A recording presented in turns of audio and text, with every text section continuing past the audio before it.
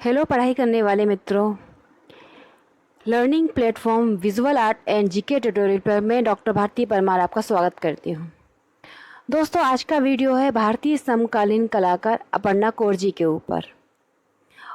ये उनका एक संक्षिप्त जीवन परिचय है जिसमें इनकी मुख्य कृतियाँ, उनके चित्रों के विषय, उनकी चित्रशैली, इसको हम जानेंगे। वीडियो शुरू करने से पहले आपसे कहना चाहूँगी कि अगर आपने अभी तक मेरे चैनल को सब्सक्राइब नहीं किया है तो सब्सक्राइब करके बेल आइकन प्रेस कर दें, जिससे जो भी वीडियो मैं अपलोड करूं उसका नोटिफिकेशन आपको मिलता रहे। आप और तरह की वीडियो देखना चाहते हैं तो आप उसको पूछ सकते हैं, कमेंट में लिख सकते हैं। और आप मेरे चैनल की प्लेलिस्ट में जाके कई कलाकारों के जीवन परिचय को देख सकते हैं। अलग अलग विषय पे मैंने कुछ शॉर्ट वीडियो भी बनाए हैं जिनमें अगर आपके पास कभी टाइम कम हो, डिटेल में नहीं पढ़ना हो तो शॉर्ट वीडियो भी देख सकते हैं। डिटेल वीडियो भी बनाए हैं, क्विज़ भी बनाई हुई हैं। तो आप जाके मेरे चैनल की प्लेलिस्ट को सर्च करें और उसमें कई प्रकार के आपको वीडियो मिल जाएंगे जो आपकी पढ़ाई में आपकी काफ़ी हेल्प करेंगे। तो आइए चलिए आज का वीडियो देखते हैं। अपर्णा कौर जी का संक्षिप्त और विस्तृत दोनों का मिला हुआ रूप है ये जीवन परिचय। भारतीय समकालीन चित्रकला में अपना महत्वपूर्ण स्थान रखने वाली अपर्णा कौर के लिए कला ही उनकी तपस्या है। अपर्णा कौर का जन्म हुआ 4 सितंबर 1954 को दिल्ली के एक सिख परिवार में। उनकी मां अजीत कौर पंजाबी भाषा की लेखिका और पद्मश्री से सम्मानित थी। बचपन में अपर्णा कौर ने सितार बजाना सीखा, कविताएं लिखी, लेकिन चित्रकारी के प्रति उनका रुझान कुछ ज़्यादा ही रहा। उन्होंने तेल चित्र बनाए, भित्ति चित्र बनाए, मूर्तियां बनाई और पुस्तकों के लिए भी चित्र बनाए। उनकी आरंभिक शिक्षा शिमला से हुई। उसके बाद उन्होंने दिल्ली यूनिवर्सिटी से पंजाबी साहित्य में स्नातक और स्नातकोत्तर किया, मतलब ग्रेजुएशन और पोस्ट ग्रेजुएशन किया। Saint Martin School of London भी गई, लेकिन उन्होंने वहाँ पर अपना पाठ्यक्रम पूरा नहीं किया और भारत वापस आ गई।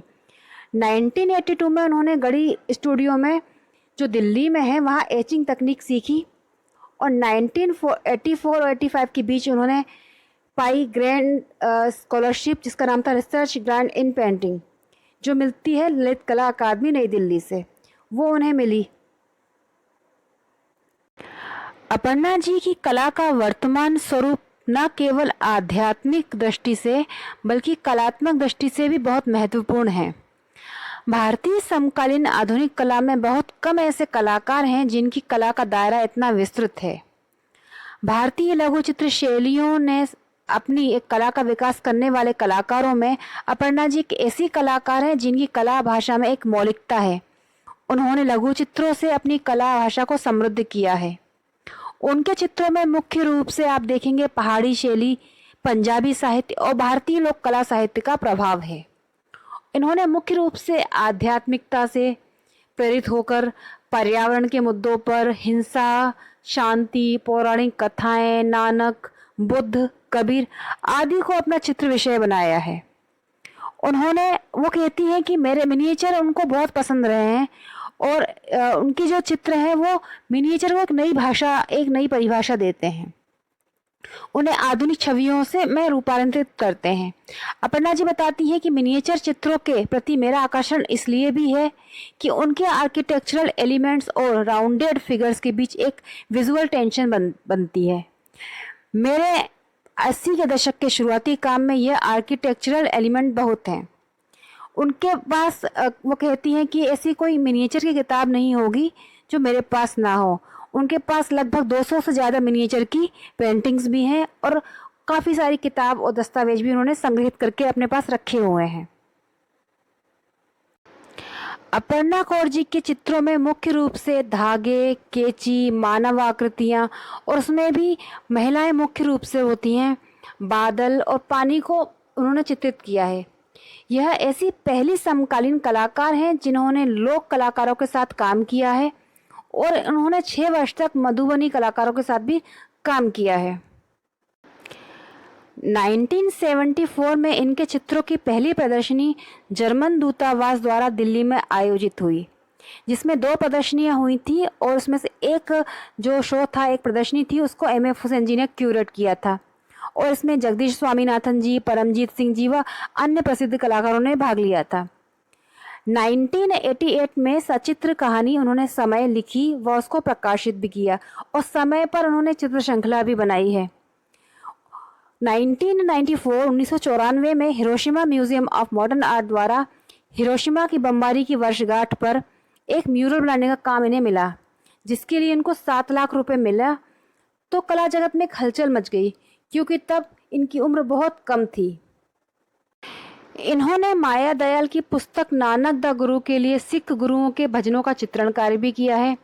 अपर्णा कौर जी के जीवन पर सिद्धार्थ टैगोर द्वारा एक डॉक्यूमेंट्री भी बनाई गई है। 2016 में 4 डिकेड्स अ पेंटर का retrospective work of Aparna Kaur gallery of modern art Bangalore में आयोजित किया गया था।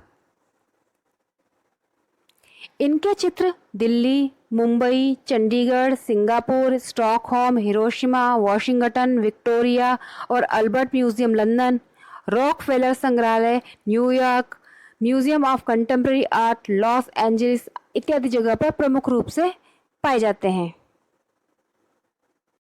आइए अब हम अपर्णा जी को प्राप्त हुए सम्मानों पर एक नज़र डालते हैं।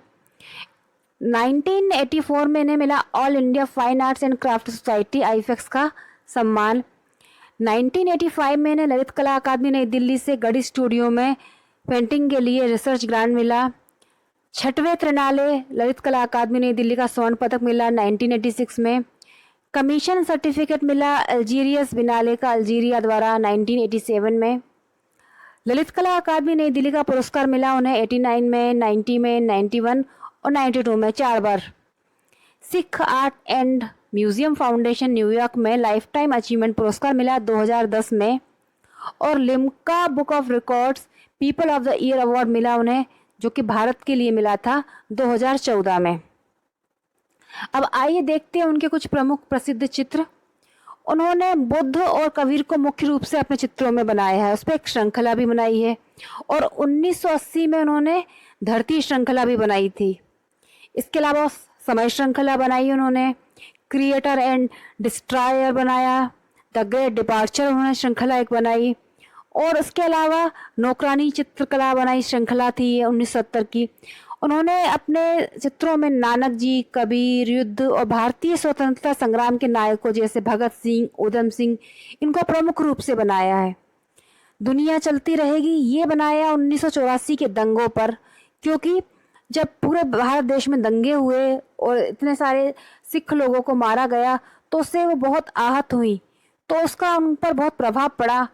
तो उसको उन्होंने जो चित्र बनाया उसको नाम दिया दुनिया चलती रहेगी, वर्ल्ड गोज ऑन, क्योंकि कुछ भी अच्छा बुरा होता रहता है लेकिन समय नहीं रुकता है, वो चलता रहता है, इसलिए दुनिया चलती रहेगी।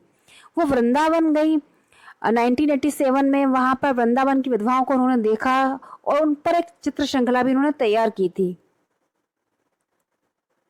उन्होंने एक सोहनी श्रृंखला बनाई थी, एक सोहनी चित्र उन्होंने बनाया 2013 में तेल माध्यम में।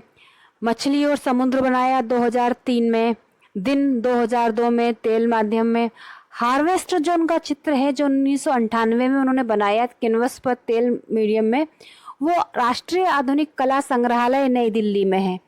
और उसके साथ ही एक बताना चाहूँगी कि दुनिया चलती रहेगी जो चित्र उन्होंने बनाया था, जिस सीरीज़ को जो दंगे हुए थे भारत देश में 1984 के, वर्ल्ड गोज ऑन, उसका भी एक चित्र आर्ट हेरिटेज में प्रदर्शित किया गया था। बाद में ये मुंबई और कोलकाता में प्रदर्शित हुआ और उसमें से एक चित्र अब राष्ट्रीय आधुनिक कला संग्रहालय नई दिल्ली में प्रदर्शित है।